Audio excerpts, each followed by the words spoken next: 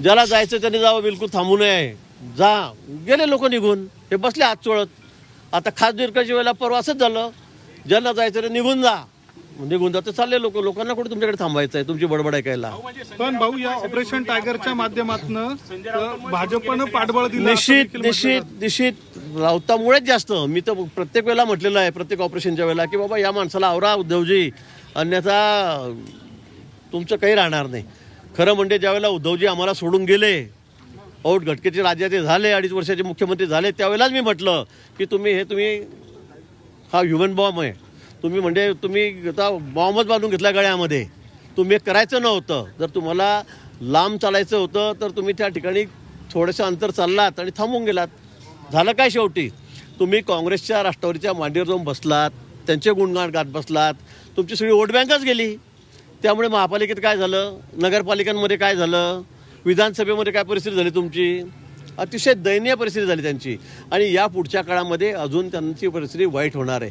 17 जागा आहेत, आता 17पैकी एकही जागा विरोधकांना या ठिकाणी मिळणार नाही.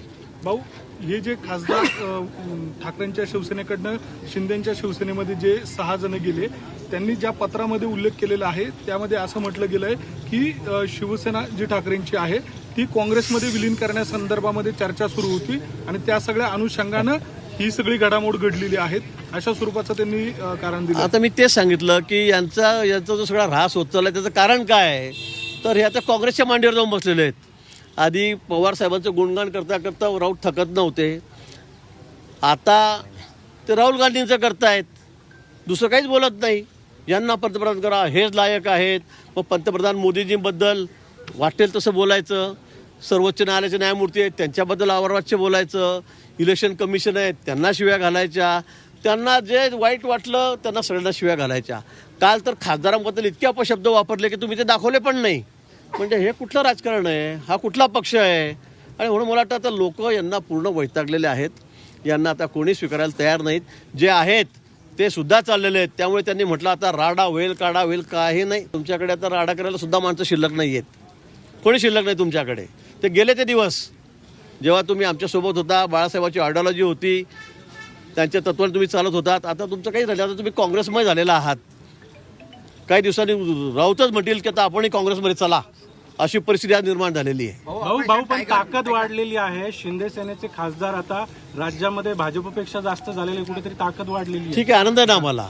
शेवटी महायुतीमध्ये मोदीजींचे हात बळकट होत आहेत. वरती लोकसभेमध्ये आमचं स्पष्ट बहुमत झालेलं आहे. आता आपण बघितलं पश्चिम बंगालमधून खासदार आलेत, इथे आता 6 खासदार वाढलेत. त्यामुळे आमची संख्या तर मोठी झालेली आहे वरती. शेवटी लोकसभेमध्ये किंवा देश चालवताना आम्हाला स्पष्ट बहुमताची गरज आहेच आणि आता ते सिद्ध झालेलं आहे. त्यामुळे आम्हाला आनंद आहे. शेवटी शिंदेसाहेब आमचे मित्र आहेत, मित्रपक्षातले आहेत, ते आम्हाला त्यात वाईट वाटायचं कारणच नाही.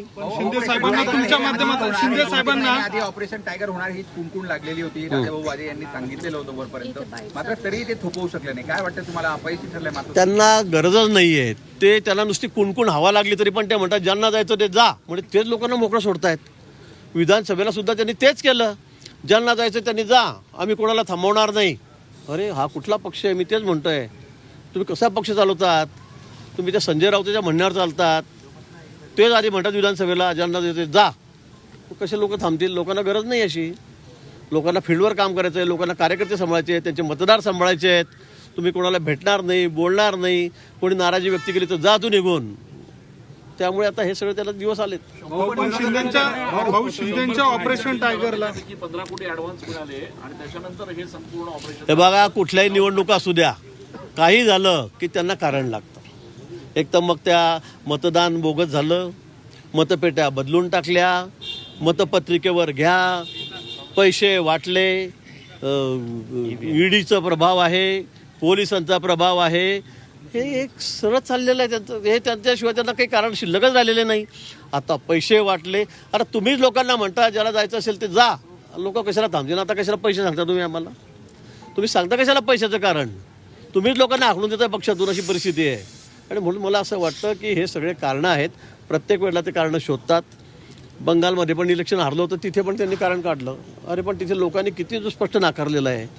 आता तर त्या दीदींबरोबर कोणी शिल्लकही राहिलेलं नाही आहे, तरी पण तिथे पण प्रभाव वापरला. असा त्या गोष्टीला काही अर्थ नाही आहे. तुमची बडबड आता बंद करा.